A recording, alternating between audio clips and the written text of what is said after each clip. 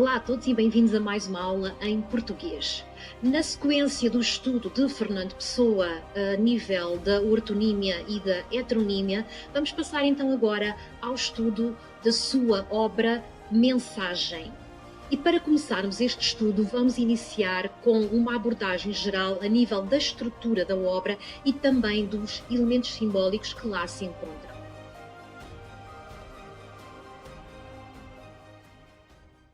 Vou iniciar esta apresentação com as próprias palavras do autor relativamente a este livro. E passo a citar: aqueles portugueses do futuro, para quem porventura estas páginas encerrem qualquer lição ou contenham qualquer esclarecimento, não devem esquecer que elas foram escritas numa época da pátria em que havia minguado a estatura nacional dos homens e falido a panaceia abstrata dos sistemas.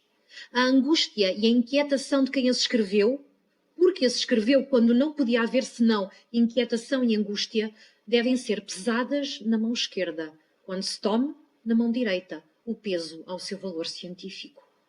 Serão talvez, e oxalá, habitantes de um período mais feliz, aqueles que lerem, aproveitando estas páginas arrancadas na mágoa de um presente infeliz, à saudade imensa de um futuro melhor. Portanto, este era o desejo de Fernando Pessoa para quem lesse estas páginas, falando até para nós que o estamos a ler, passado quase um século de terem sido escritas.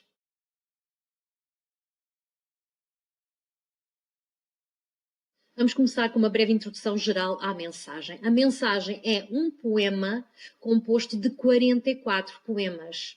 São poemas independentes entre si, mas que foram incluídos dentro desta obra, o que faz com que eles sejam parte de um esqueleto que acaba por dar coerência a todo o seu conjunto. Este livro está dividido em 3 partes, a primeira parte sendo o brasão, a segunda parte o mar português e a terceira parte o encoberto. A coerência que vai ser dada, no geral, deste livro não tem a ver propriamente com os poemas em si, mas pelos títulos, pelos subtítulos dos poemas e pelas partes onde eles se vão inserir. A mensagem foi publicada em livro no dia 1 de dezembro de 1934, ainda em vida de Fernando Pessoa. No entanto, as condições em que foi publicada foram bastante particulares. Este livro participou num concurso e havia regras muito rígidas para participar nesse concurso. Das 3 partes, a única que já existia anteriormente a esta época era a segunda parte, o mar português. As outras 2 partes foram elaboradas a partir de poemas soltos que foram então integrados em cada uma das 2 partes. Alguns dos poemas foram escritos ou no próprio ano de publicação ou entre 1933 e 34, tendo sido a maior parte dos do encoberto, tendo sido escritas entre 33 e 34. Segundo as regras do concurso, o livro tinha que ter no mínimo 100 páginas, o que Fernando Pessoa acabou por conseguir com algumas artimanhas, sendo elas ter colocado algumas páginas intermédias entre os vários poemas, entre as várias partes. Aliás, a artimanha que o júri acabou por não aceitar. Isto quer dizer que Fernando Pessoa teve de construir relativamente rápido um poema por causa das circunstâncias, o que se calhar tivesse sido feito numa outra circunstância não teria dado este livro que nós temos hoje em dia, mas teria dado um livro muito provavelmente completamente diferente. O que se pode também dizer relativamente à mensagem, e se compararmos, neste caso, com os Lusíadas de Luís Vaz de Camões, é que enquanto que Camões escreveu os Lusíadas numa altura em que ainda estávamos no apogeu da expansão ultramarina, Fernando Pessoa vai escrever a mensagem numa altura em que Portugal já se encontra em crise. É um Portugal descolorido, é um Portugal apagado, é um Portugal em que a nossa autoestima estava muito em baixo, numa época em que era difícil glorificar o povo português. Foi um desafio que Fernando Pessoa se impôs a ele mesmo, numa altura em que Portugal não tinha nada para ser glorificado, o que é que se poderia então glorificar e o que é que se nota com a mensagem acima de tudo é o grande amor que Fernando Pessoa tinha à sua pátria. Por um lado ele amava apaixonadamente a sua pátria, por outro lado era um lógico obsessivo tentando racionalizar por vezes aquilo que não era racionalizável. Sabemos também que já houve várias tentativas de profetizar aquilo que seria a glória portuguesa numa época futura,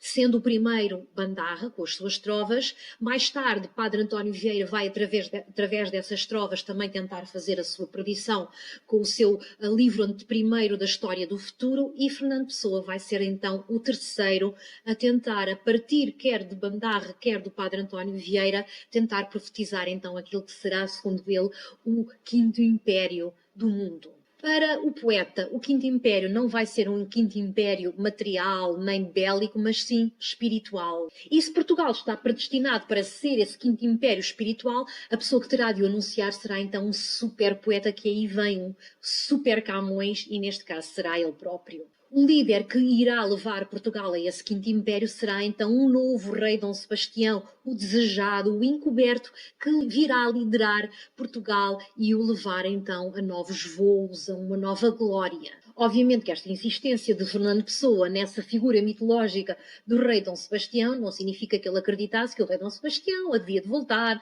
envolto no nevoeiro, mas sim alguém que irá manifestar esse espírito que nós encontramos no rei Dom Sebastião, e será esse espírito que tem que sobreviver e é imortal. Não é o corpo do rei, não é aquele que ficou nas areias de Alcácer Quibir, mas sim aquele que nós consideramos que foi o espírito dele, a ideia do sonho, da loucura. O que quer dizer que a mensagem tem uma visão, tem uma grandiosidade que vai para além daquilo que é material, daquilo que é corporal, daquilo que é perecível, daquilo que é decadente.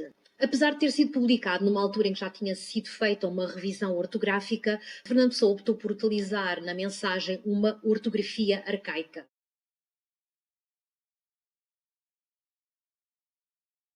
No que diz respeito ao título, inicialmente o título que Fernando Pessoa tinha pensado para a mensagem, tinha sido Portugal. Quer mensagem, são compostos por 8 letras. Para além do 8 simbolicamente ser considerado o número da harmonia, é também um número ligado aos templários, uma vez que a cruz dos templários tem 8 pontas. É também a cruz que vai nas caravelas na altura dos descobrimentos portugueses. Assim, a mensagem acaba por ser ligada ao próprio país, a Portugal, sendo que Portugal é a realização dessa mensagem, dessa ordem divina. A palavra mensagem poderia também ter vindo da expressão latina mens agitat molem, que é uma citação de Virgílio na Eneida e que implica que a mente move a matéria. O que poderia também significar que Fernando Pessoa, através da sua mensagem, pretende mover as massas, pretende mover o leitor, pretende fazer com que as pessoas, a partir da leitura da mensagem, tomem uma ação.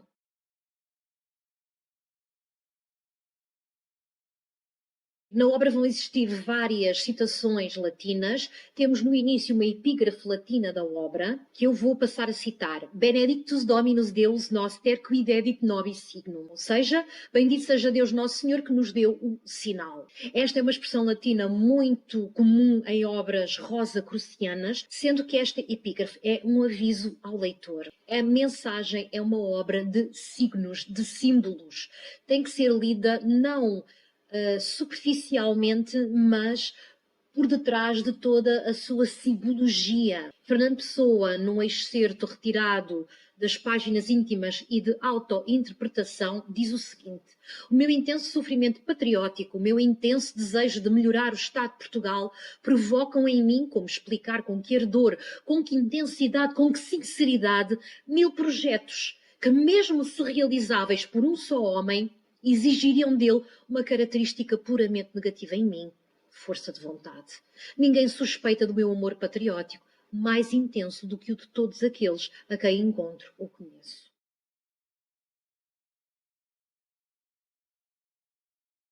Vamos passar então agora à análise da estrutura da obra. Ora, se nós pensarmos na obra como se fosse um elemento vivo, nós vamos pensá-la em 3 partes. Tal e qual como um indivíduo que nasce, vive e morre, esta obra também vai estar dividida então nestas 3 partes que têm precisamente a ver com o nascimento de um país, com a vida de um país no que diz respeito ao seu clímax, e depois então com a morte desse mesmo país, mas já com umas perninhas numa espécie de renascimento. Assim, a forma tripartida da obra, brasão, mar português e encoberto, acaba por ser simbólica. Poderemos dizer que o início do nosso país tem a ver com os fundadores da pátria, portanto, com o seu nascimento. A parte do mar português já terá a ver com a realização de um grande projeto, neste caso com a expansão marítima, e é por isso que o mar português é a segunda parte. E depois temos uma terceira parte, que já será o final, que já será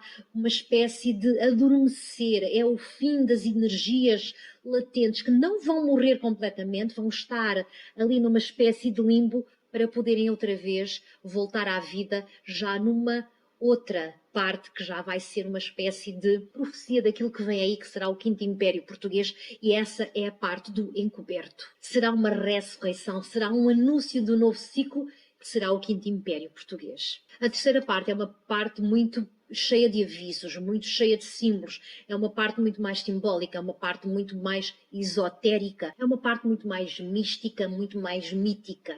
As duas primeiras partes, o brasão e o mar português, percorrem a história de Portugal através de várias personalidades, quer personagens históricas, quer personagens mitológicas, quer heróis, quer anti-heróis. A primeira parte é chamada Brasão e vai então ter as várias personagens históricas a que Fernando Pessoa vai atribuir determinados traços marcantes e que têm a ver precisamente com marcos daquilo que é a construção da nossa nacionalidade até sermos aquilo que hoje entendemos por Portugal. A segunda parte é o mar português, é a parte das descobertas marítimas, que é uma das épocas mais individualizantes da nossa história e que acaba com um último poema que já vai dar a indicação daquilo que vai ser a terceira parte. O último poema chama-se Pressa e neste poema Fernando Pessoa vai invocar a intercessão divina já para ajudar a ressuscitar, a reacender essa chama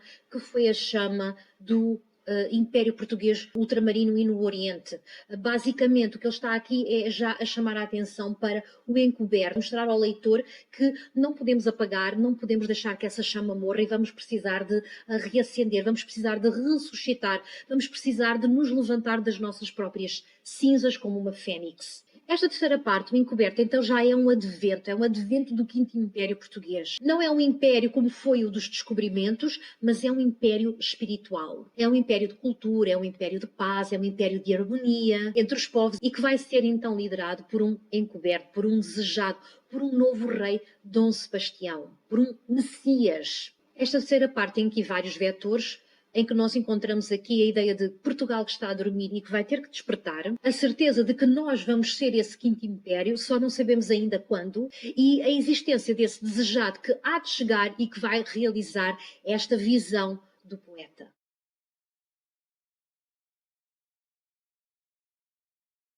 A primeira parte, que é o brasão, começa com a expressão bellum sine bello, está dividida em 5 partes. A primeira parte com 2 poemas, que são os campos. A segunda parte, que é os castelos, com 7 poemas mais um. A terceira parte com as quinas, que são 5 poemas. A coroa, que é apenas um poema. E a quinta parte, que é o timbre, com 3 poemas.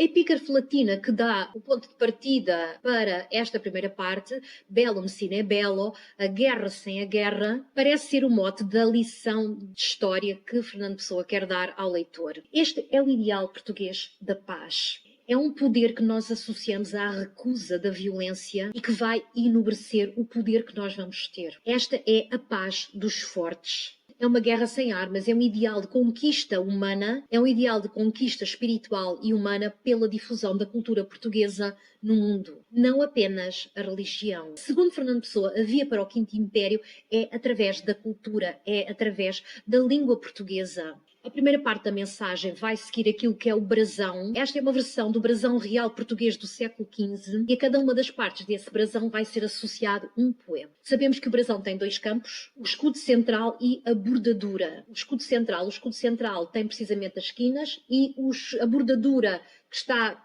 por fora tem os castelos. A parte dos castelos está mais referente à terra, à materialidade, à parte geográfica, e a parte das quinas, que representam as 5 chagas de Cristo, refere-se à divindade, refere-se ao Deus cristão, cuja religião está intimamente entrelaçada com a história de Portugal e que nós não podemos separar. Segue-se depois o conjunto então dos castelos, que representa cada um dos 7 castelos que aparece nesse campo, mais cada um desses poemas vai ser associado a um herói ou a um monarca. As quinas já vão estar associadas a personagens históricas que foram vítimas da engrenagem implacável da história e que sofreram dela as suas consequências, sendo que o último destes poemas vai estar ligado ao rei Dom Sebastião.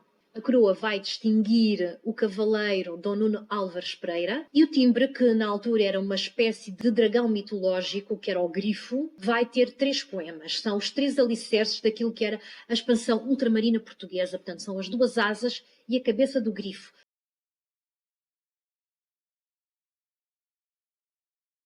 Na segunda parte, começamos com a epígrafe Possessio Maris, ou seja, a posse dos mares. É dividida em 12 partes, portanto, 12 poemas. É nesta parte que nós encontramos os poemas mais icónicos e mais conhecidos de Fernando Pessoa, como, por exemplo, o Infante, o Padrão, o Mostrengo, o Mar Português. Neste caso, apesar de podermos pensar que Posse dos Mares seria a hegemonia portuguesa a nível da navegação, não é bem isso que esta parte pretende transmitir. Esta parte o que pretende é chamar a atenção para a ideia da coragem com que os portugueses partiram por mares ignotos a desvendar aquilo que era desconhecido e a torná-lo conhecido. Esta é a vitória do querer, é a vitória da coragem, é a vitória da ousadia de ir mais além, mesmo sabendo que podiam perder a própria vida. É a vitória do conhecimento relativamente à ignorância, é o desvendar a cerração, é passarmos a saber coisas quando antes não as conhecíamos. Aqui o medo do desconhecido é vencido pela vontade de querer saber a verdade,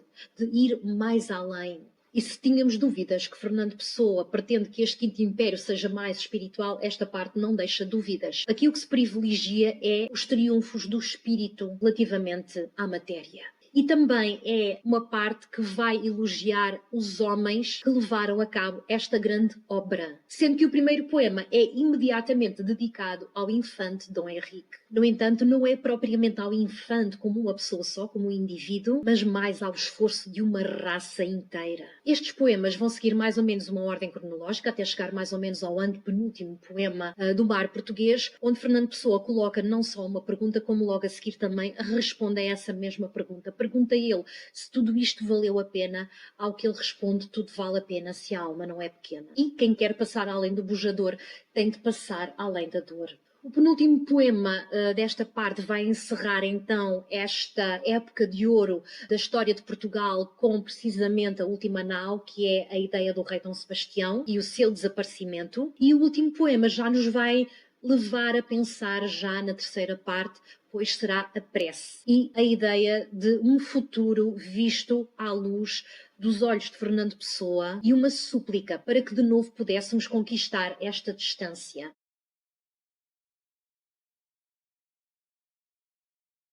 A terceira parte é o encoberto, Pax in Excelsis, ou a paz no céu. Está dividido em 3 partes, os símbolos com 5 poemas, os avisos com 3 poemas e os tempos com 5 poemas. O tema desta parte é precisamente a paz nas alturas, é o Quinto Império, é o desejado, é algo que vem, mas que não é material, e sim espiritual. Na primeira parte, que é os símbolos, temos a simbologia de todo o poema, que é a ideia da morte física do rei Dom Sebastião, mas não a sua morte espiritual, e é por isso que ele é considerado o desejado, é considerado o encoberto. Este rei terá ido para umas ilhas afortunadas, onde os mitos se podem concretizar e estamos apenas à espera da sua concretização. A segunda parte é a parte dos avisos, é a parte da interpretação daqueles que interpretam, dos profetas, e por isso mesmo nesta parte vamos ter então os 3 grandes profetas que Fernando Pessoa considerava os 3 grandes profetas do Quinto Império Português, sendo Bandarra um deles, sendo o Padre António Vieira o outro, e ele próprio o terceiro. A terceira parte é os tempos e já vai representar estes tempos simbólicos, estes tempos mitológicos, que serão os tempos em que nós poderemos então ser considerados de novo um império, mas sim espiritual e não material. O último poema é o poema O Nevoeiro, que vai corresponder ao tempo atual em que o poeta Fernando Pessoa se encontra a escrever o poema. É com este poema que Fernando Pessoa vai encerrar a mensagem, indo repescar o mito sebastianista que diz que o rei irá voltar numa manhã envolvido no nevoeiro para voltar então a guiar Portugal a ser de novo um império, a ser de novo um líder europeu. E é por isso que termina este poema com um grito: é a hora. É a hora de acordar, é a hora de acordarmos deste sono de que estávamos a dormir e vivermos então plenamente aquilo que é o nosso destino.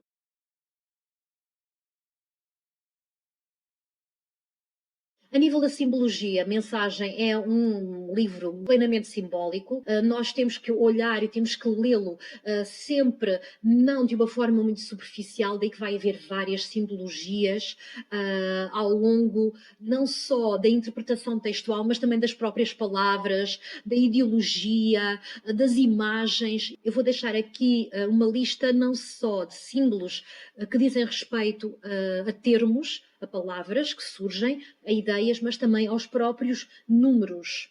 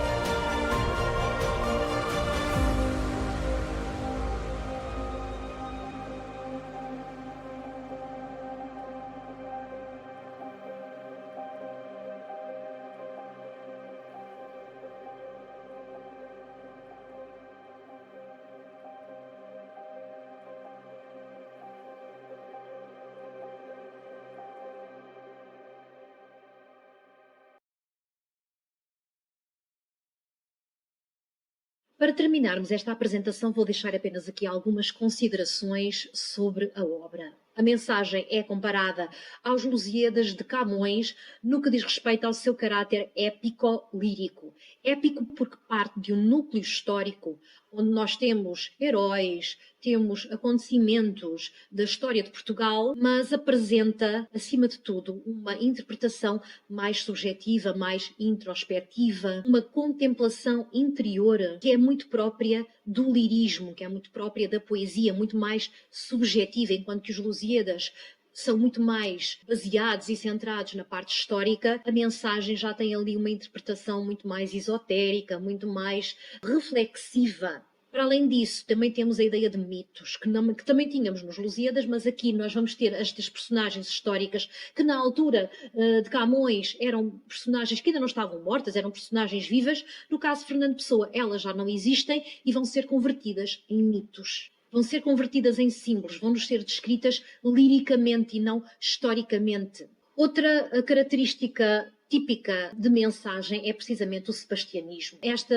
obra tem um caráter visionário, tem um caráter profético, vai antever o futuro, considerando que Dom Sebastião vai ser o símbolo mais importante de toda esta obra. Pois o que interessa é o desejo, é a vontade, é esta quimera, é esta febre de além, é o querer ir mais longe, pelas próprias palavras de Dom Sebastião, no poema que se encontra nas quinas, na primeira parte, que é o Brasão. A mensagem de Fernando Pessoa, através da mensagem, é esta. Portugal, que já foi uma nação construtora do passado, pode também ser uma nação construtora do futuro, construindo este quinto império, um império mais espiritual. Diz ele o seguinte: e a nossa grande raça partirá em busca de uma Índia nova, que não existe no espaço, em naus que são construídas daquilo que os sonhos são feitos.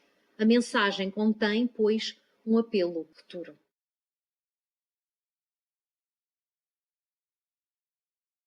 Em conclusão, o assunto da mensagem vai ser então não o Portugal que houve, mas um Portugal a haver. O herói não é um herói concreto, não é um herói que existe na história, é um herói fora da história. É um herói que existe num espaço e no tempo que podem ser levados até à eternidade, até ao futuro. São heróis movidos pela vontade divina, são heróis dominadores do mundo, são heróis insatisfeitos. Este quinto império é o Portugal espiritual, é um Portugal esperançoso, é um Portugal místico, é um Portugal mítico. Terminamos assim esta primeira parte introdutória da mensagem. Numa próxima aula iremos então abordar mais aprofundadamente a obra em si e os poemas. Obrigada pela vossa atenção e até à próxima.